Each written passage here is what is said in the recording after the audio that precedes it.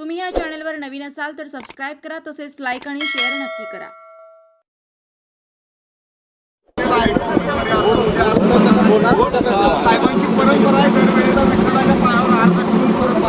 आज आम्ही नारळ फोडला या ठिकाणी विठ्ठलाच्या चरणी आपण प्रचाराचा शुभारंभ केला आणि आज 7 ठिकाणी रामनवमी निमित्त आपण हे करत आहोत आणि त्याच पद्धती त्या परंपरेला आपण पुढे देत आहोत। विठ्ठलाच्या चरणी प्रार्थना केली की महाराष्ट्रातल्या शेतकऱ्याचे जे संकट आहे ते लवकरात लवकर दूर कर आणि या महाराष्ट्राला संकटापासून मुक्त कर अशी प्रार्थना मी विठ्ठलाच्या चरणी केली। आणि त्याचसोबत मी नेहमी जेव्हा विठ्ठलाकडे येते तेव्हा माझ्या मनात कृतज्ञतेची भावना असते आणि भरून येतं मन जेव्हा विठ्ठलाचं दर्शन मिळतं आणि त्याच पद्धतीत आज देखील मन आमचं भरून आलं।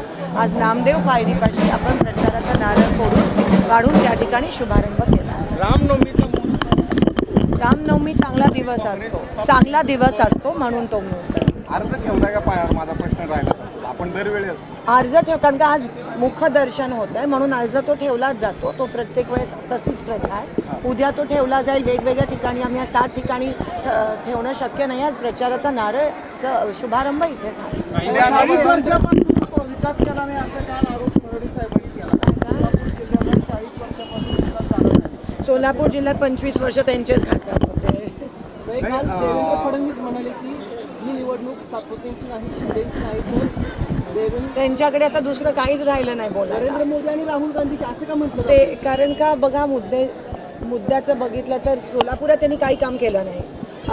त्या उमेदवाराला कोणी ओळखत नाही आणि अजूनही त्यांना वाटतं की ते फॅक्टर आहे, मोदीजींचं फॅक्टर आहे आणि त्यावरच म्हणजे अजून तुम्ही लोकांना किती अपमान करणार आहात लोकांचा आणि तुम्ही अजून किती लोकांना फसवणार आहात। आता लोक समजून चुकले आणि एक प्रकारचा रोष दिसून येतोय बीजेपीच्या विरोधात लोकांमध्ये, तो तुम्हाला दिसून येईल। शरद पवार, मोहिते पाटील आणि सुशील कुमार शिंदे बऱ्याच वर्षांची एकत्र आले, काय फरक जाणवणार आहे? नक्कीच तुम्ही बघताय दोन्हीकडे कार्यकर्त्यांमध्ये अमाप उत्साह आहे आणि मला असं वाटतं अकलूजकर आणि सोलापूरकर जेव्हा एकत्र येतात तेव्हा विकास नक्कीच होतो आणि आपल्या सोलापुरात मागच्या 20 वर्ष भाजपमुळे काहीच झालं नाही आहे। ते आता जर महाविकास आघाडीचे दोन्हीकडे उमेदवार आले तर नक्कीच विकास तुम्हाला दिसतो। उद्या कुणाच्या उपस्थितीत अर्ज भरला?